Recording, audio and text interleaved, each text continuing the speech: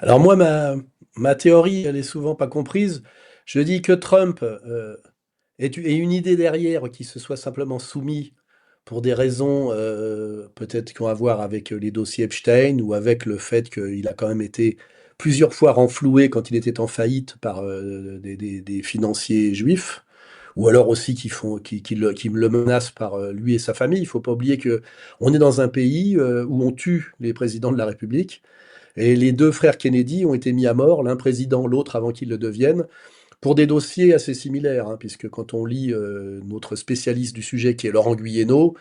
on sait que celui qui a commandité la mort de John Fitzgerald Kennedy était Ben Gourion, et qu'il y avait deux raisons à ça, qui est d'ailleurs la même raison, c'est que Kennedy voulait se réconcilier avec Nasser et donc se réconcilier à l'époque avec le monde arabe et les nationalismes arabes, qui était l'avenir, et qui était surtout l'avenir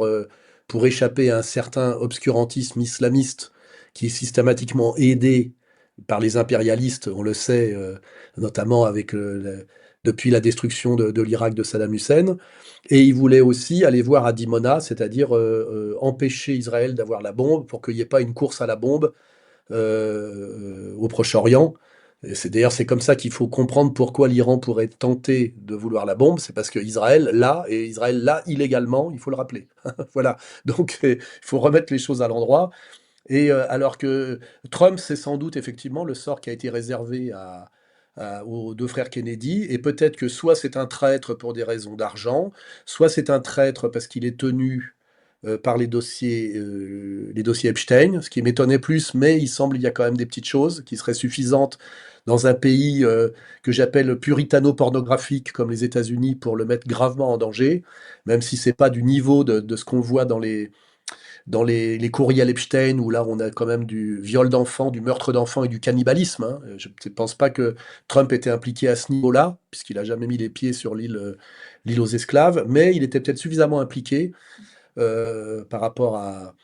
ce que peut en accepter l'Américain moyen pour être tenu. Ce qui est sûr aujourd'hui, c'est que grâce à la politique de Trump, quelle que soit sa pensée, son arrière-pensée, c'est que tout le monde a compris que c'était, comme on dit, la queue qui remue le chien, à part Todd qui veut toujours pas l'admettre, mais c'est pas grave. C'est que voilà, Israël obéit. Qu'est-ce que je raconte? Les États-Unis obéissent à Israël contre leurs intérêts profonds.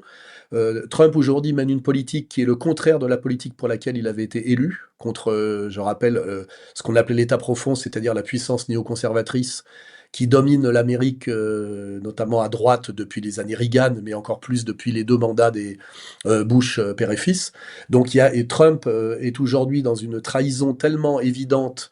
et tellement inacceptable qu'il est un accélérateur de calendrier. C'est-à-dire que il finit, je dirais, le gouvernement Trump, par sa trahison, finit par atteindre les buts qui étaient les buts